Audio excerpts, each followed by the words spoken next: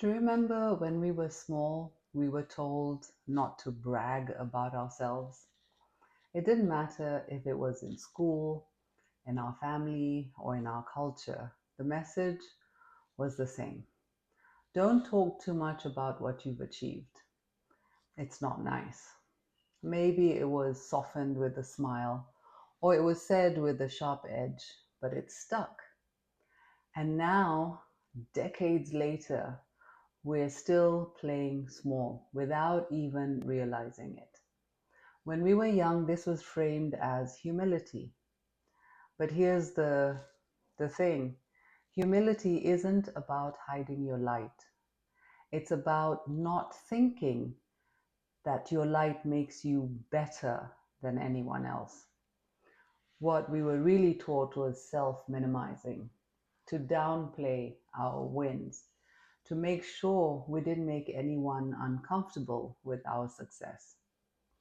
And this conditioning is one of the many reasons women over 45 struggle with issues like self promotion, asking for raises, or even accepting a compliment without rushing to explain it away.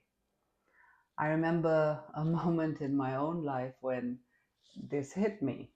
It was in a group setting, and someone asked us to introduce ourselves and share what we were proud of. Immediately, I could feel that anxiety, and as my mind raced, thinking of what could I say that wouldn't sound too arrogant. I ended up mumbling something vague, and later I kept asking myself, why did I shrink like that? I had done things I was deeply proud of, but decades of conditioning had taught me to edit myself before the words even left my mouth. Here's the problem. When we hide our achievements, we just don't keep ourselves small. We keep other women small too. Think about how often a homemaker in a group might diminish her role if she sits next to a career woman, saying, "Oh, I'm just home with the kids," as if raising children and running a household isn't one of the most demanding jobs out there. Or how about a career woman who's sitting in a circle of high achievers? She might downplay her promotion by saying, "Oh, I just got lucky," or something like that, instead of owning the years of effort, skill, and resilience it took to get there. Now, I'm not talking about swinging to the other extreme. We've all met that person who manages to bring up their vacation home in Tuscany in every conversation, even at a funeral. That's not confidence, that's overcompensating. The point isn't to brag endlessly. The point is to tell your truth, to honor your journey, to own your story without apology. It's not just about getting recognition, it's about reclaiming your right to own your story. So here's my challenge for you this week.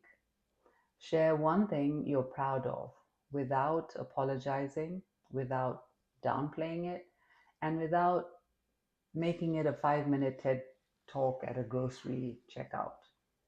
Share one thing you're proud of without adding, "I was just lucky," and or deflecting it for someone else's story. Practice it either with yourself in front of a mirror or journaling about it, because the first few times, if you're not used to it, will feel uncomfortable. And that's normal. With practice, habits change. Something will shift. Your confidence will shift. You will feel your energy shifting and you'll start responding. You have walked through too much in your life to keep your brilliance hidden. So, next time you feel like shrinking your story, remember this: you're not bragging, you're simply telling the truth. And the truth is, you've earned the right to be proud. Now, go and share it, because when you do, you make space for other women to rise with you. If you enjoyed this video, please like, share, and subscribe to this channel, Imperfectly Unfolding, with me, Shavina. From my heart to yours, have a beautiful day.